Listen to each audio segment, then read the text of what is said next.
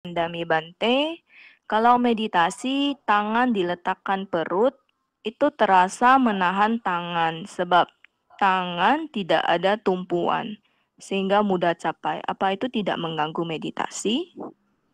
Oh, kita lihat sendiri, kita nggak bisa seperti Buddha ya. Buddha kan taruh di pangkuan paha biasanya. Buddha ini tangan ketika berdiri tanpa membungkuk. Tangannya ini dia bisa garut lututnya. Nah, tapi kita simpulkan bahwa tangan dari Buddha itu sangat panjang sekali. Tentunya tidak heran beliau sangat gampang taruh di pangkuan paha. Jadi untuk kita yang masih pendek, kita harus tahu diri bahwa kita pendek. Kalau tangan kita tidak di atas perut, tangan kita akan menarik badan kita jadi bongkok. Ketika kita tertarik bongkok, otomatis kilesa sangat menguasai. Untuk mencegahnya, untuk Robin, sebagai saran Anda boleh dengan satu cara untuk menjaga-jaga supaya tangan Anda tidak jatuh. Karena tangan Anda ketika jatuh, banyak kesadaran Anda sudah terseret. Saran Bante Anda pakai tali. Bagaikan kalung, Anda ukurkan sekitar di antara pusat. Tapi bukan berarti dua tangan Anda taruh di kalung itu. Bukan karung tali itu, bukan. Tapi Anda hanya sekedar jaga-jaga.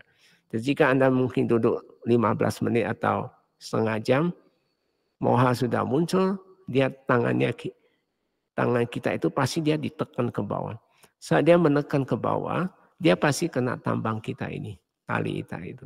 Ketika kena tali ini kita akan terasa, pada saat itu kita cepat sadar, pada saat kita cepat sadar, saat itu pun dia lenyap.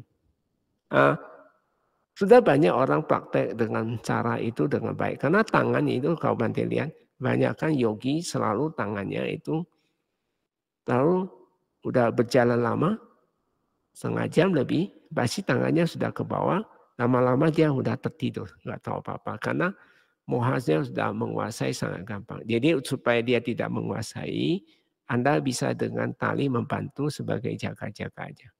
Dan orang sudah mencobanya dan sudah bisa banyak mendapat katanya ternyata lebih sadar, cepat sadar. Ya, solusi itu yang Bante saya kasih ke Robin. Oke, kita lanjut ke pertanyaan berikutnya dari saudari Elin P. Hilda. Selamat sore, Wandami Bante. Maaf Bante, yang Robin tanyakan tadi itu kan saat meditasi tangan menggantung itu mudah capek, bukan bungkuk, sehingga mengganggu praktek meditasi. Setengah jam saja sudah menyerah. Bagaimana kalau pakai tumpuan seperti pakai bantal kecil, Bante? Apakah boleh? Silakan, Bante. Sebenarnya Anda belum paham kenapa kita bisa capek. Karena ada kekotoran batin lagi menguasai tubuh kita. Ini yang kamu nggak pahami.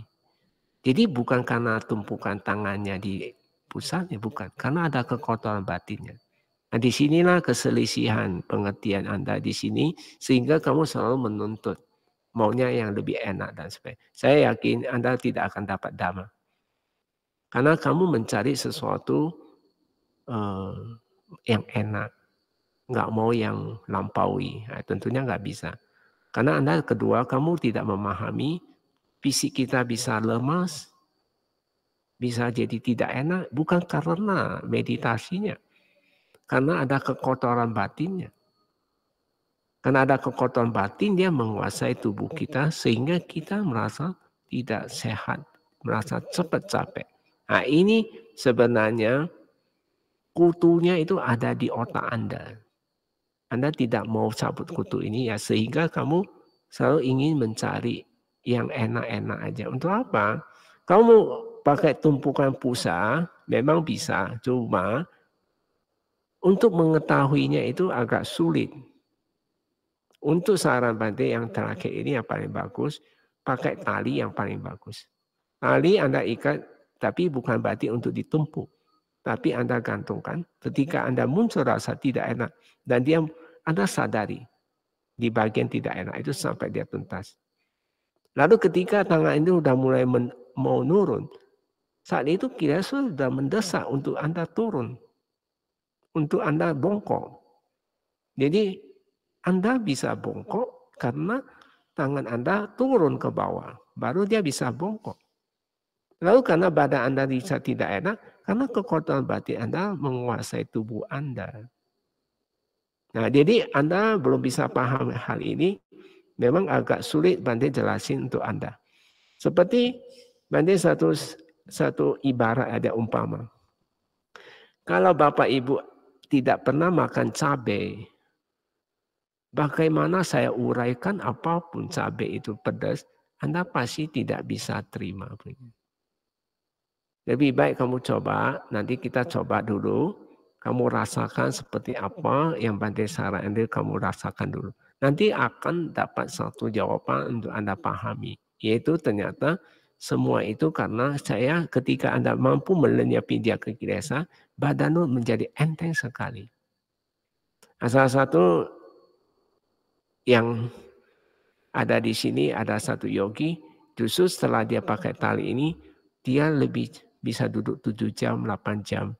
Dan dia bisa lebih enteng badan dia. Sebelumnya dia nggak bisa. Karena saya lihat dia praktek selalu bongkok, dan dia selalu memang bisa duduk lama, tapi tidak kualitas. Untuk mendapatkan lenyapnya lebih banyak itu nggak ada. Lalu dia pakai Bante saran dia, malah dia bahagia sekali. Nah, mungkin saya tidak sebut namanya, intinya bisa. Coba Anda dicoba, jangan ragu-ragu. Pakai tali lebih baik daripada Anda pakai bantal. Karena bantal Anda menyentuh. Justru saran Bante Anda, kedua tangan ini kalau bisa jangan kena di perut Anda. Harus ada jarak. Dan Anda longgari. Dan Anda harus selalu tegangkan kedua tangan ini. Jadi sebaiknya Anda pakai kayak gini. Kalau kayak gini kan Anda bisa narik. Tapi kalau begini, nggak bisa, nariknya nggak tegang. Tapi kalau begini saling menarik, ini urat kita ini akan terasa tegang, sangat tegang sekali di daerah. Jadi kita saat kita rasakan tegang ini, ketarikan ini, kesadaran kita lebih gampang memfokus ke jasmani kita. Karena ada saat-saat kilesa itu yang halus, yang kasar itu pasti datang, kamu sangat sulit bisa bedain nanti.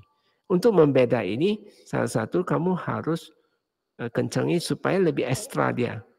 Ada ekstranya tegangnya ini yang membuat kamu bisa, oh ini jasmani. Daripada Anda tidak pakai tegang ini, malah nggak bisa.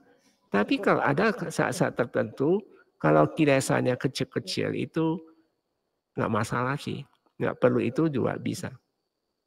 Jadi kita nggak tahu yang datang itu besar atau kecil atau sedang atau halus atau kasar itu kita nggak ngerti.